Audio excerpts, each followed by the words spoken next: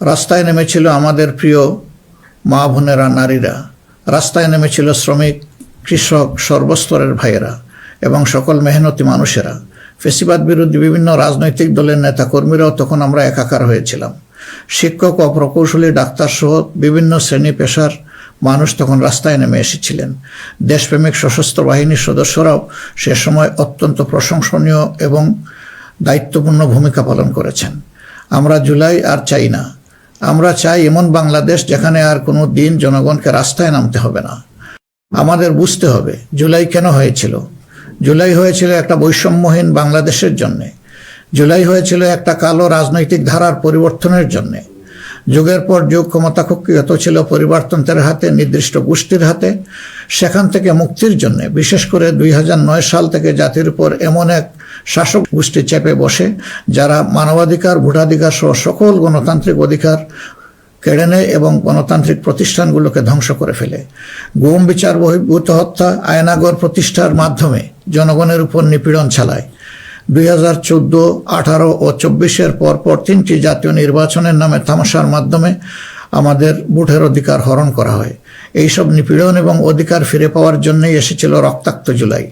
আমাদের তরুণরা এখন একটা নতুন দেশ দেখতে চায়, যে দেশকে তারা গর্ব করে বলতে পারবে নতুন বাংলাদেশ, এটি আমার দেশ 2.0। এক কথায় যদি বলি, দেশের মানুষ পরিবর্তন চায়, কিন্তু একটি মহল পরিবর্তনের বিরোধী। কারণ পরিবর্তন হলেই তাদের অপকর্মের পথ বন্ধ হবে, মানুষের অধিকার কেড়ে নেওয়ার সুযোগ থাকবে না। এই সংস্কৃতি বদলানোর সাহস সবার থাকে না। ক্ষমতাবানদের বিরুদ্ধে রুখে দাঁড়ানোর হিম্মত সবার হয় না।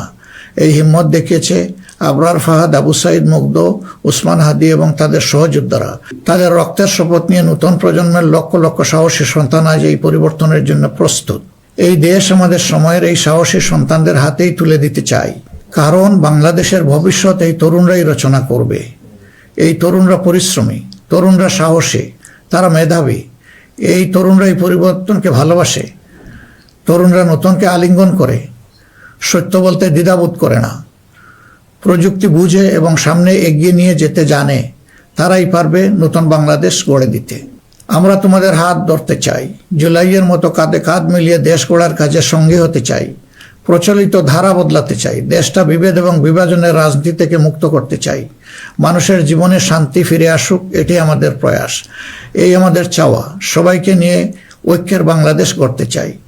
এমন বাংলাদেশ যেখানে কেবল পারিবারিক পরিচয়ে কেউ দেশের চালকের আসনে বসতে পারবে না। এমন বাংলাদেশ যেখানে রাষ্ট্র হবে সবার, সরকার হবে জনগণের। প্রিয় দেশবাসী, জনগণ চায় একটু নিরাপত্তা, সুশাসন আর ইনসাফ। তাই আগামীর বাংলাদেশকে এসব অঙ্গীকার এবং মূল্যবোধের আলোকে সাজাতে চাই। রাষ্ট্রের মৌলিক কিছু সংস্কারের লক্ষ্যে জুলাই বিপ্লব পরবর্তী সরকার কিছু পদক্ষেপ গ্রহণ করেছিল, কিন্তু তা সম্পূর্ণ বাস্তবায়িত হয়নি। এই বাস্তবায়ন সম্ভব হবে আগামীতে যে গণভোট, সেই গণভোটে আমরা যদি আমাদের মূল্যবান ভোট দিয়ে হা বলি, তাহলে সংস্কার প্রক্রিয়া তার পূর্ণতা পাবে ইনশাআল্লাহ। আমরা এই জন্যই জনগণকে বলবো যে গণভোটে হা বলুন এবং সংস্কারতে আলিঙ্গন করুন। আমাদের সন্তানদের স্বপ্ন পূরণে আপনিও গুরুত্বপূর্ণ অংশীদার হন। নতুন বাংলাদেশের আকাঙ্ক্ষার আলোকে আমাদের পরিকল্পনা, কর্মসূচি, অঙ্গীকার আপনাদের নিকট স্পষ্ট করার চেষ্টা করেছি। বাংলাদেশে আমরাই প্রথম পলিসি সামিটের মাধ্যমে রাষ্ট্র পরিচালনার নীতি কৌশল জনগণের সামনে তুলে ধরেছি। আমাদের নির্বাচনী ইশতেহারে এর প্রতিফলন রয়েছে। এই প্রক্রিয়ায় অনেকেই আমাদেরকে সহযোগিতা করেছেন, তাদের প্রতি আমরা কৃতজ্ঞ। এছাড়াও আমরা সমাজের বিভিন্ন শ্রেণী পেশার মানুষের সাথে কথা বলেছি, বসেছি এবং তাদের মূল্যবান মতামত, পরামর্শ আমরা গ্রহণ করেছি।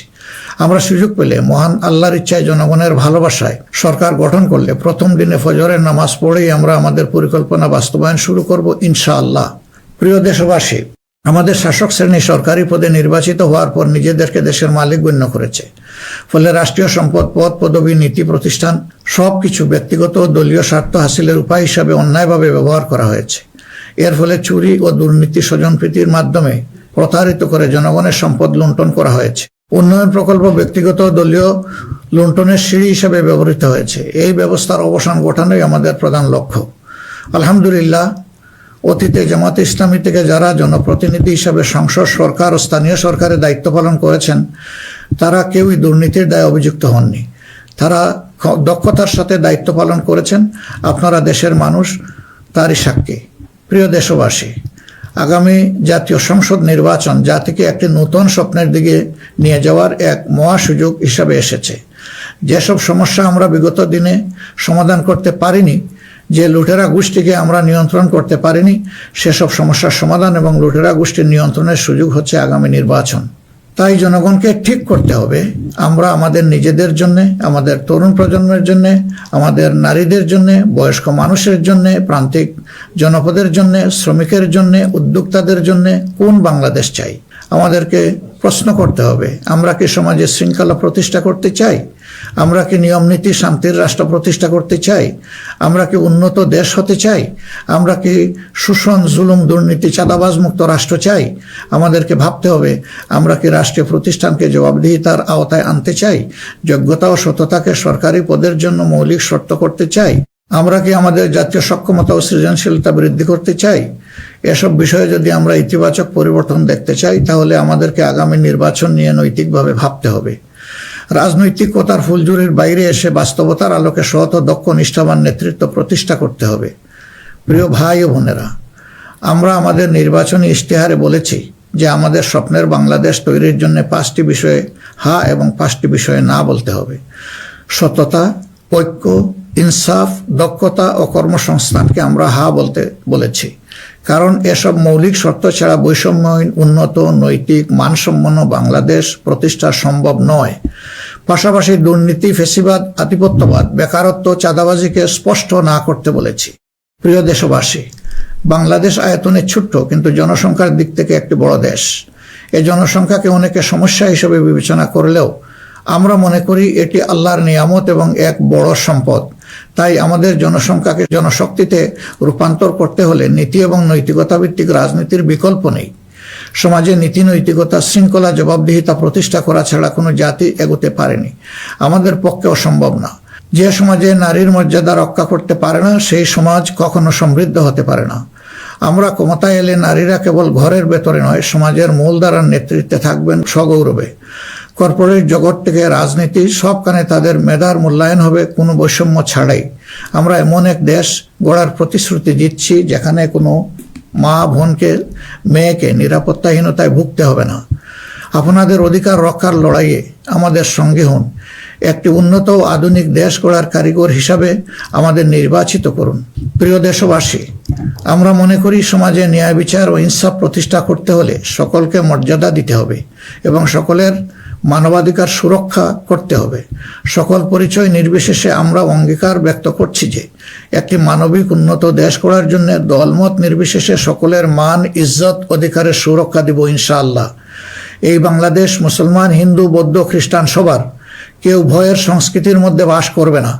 যদি কেউ ধর্মীয় পরিচয়ের ভিত্তিতে আঘাত করার চেষ্টা করে, আমরা অতীতের মতো ভবিষ্যতেও তা প্রতিরোধ করব। প্রিয় দেশবাসী, আমাদের প্রত্যাশার বাংলাদেশ গড়তে হলে 3টি জায়গায় আমাদেরকে বিশেষ গুরুত্ব দিতে হবে। একটি হচ্ছে শিক্ষায় সংস্কার। শিক্ষা হতে হবে নৈতিকতা ভিত্তিক এবং সেটা হতে হবে টেক বেসড। এখনকার দুনিয়া সারাই প্রযুক্তি ভিত্তিক শিক্ষার উপর নির্ভরশীল। আমরা সেই শিক্ষা থেকে বঞ্চিত। আমাদের সন্তানদের হাতকে আমরা দক্ষ কারিগরের হাত হিসেবে গড়ে তুলতে চাই এবং তাদের হাতে হাতে আমরা কাজ দিতে চাই। আমরা কোনো বেকার ভাতা তাদেরকে তুলে দিতে চাই না। দ্বিতীয় জায়গাটা হচ্ছে বিচারাঙ্গন। ন্যায় বিচার সমাজের প্রতিষ্ঠা হলেই কেবল আমরা আমাদের প্রত্যাশার বাংলাদেশ গড়তে পারবো। অন্যথায় দুঃশাসন এবং দুর্নীতির কণ্ঠ রোধ করা মোটেই সম্ভব হবে না। অতএব বিচার বিভাগকে আমূল ঢেলে সাজাতে হবে। সেখানে অবশ্যই সৎ, দক্ষ এবং কমিটেড যে সমস্ত লোকেরা আছেন তাদেরকেই বিচারের আসনে বসাতে হবে। তৃতীয় জায়গাটা হচ্ছে আমাদের অর্থনীতি। এই ভঙ্গুর অর্থনীতি নিয়ে দেশকে আগানো সম্ভব নয়।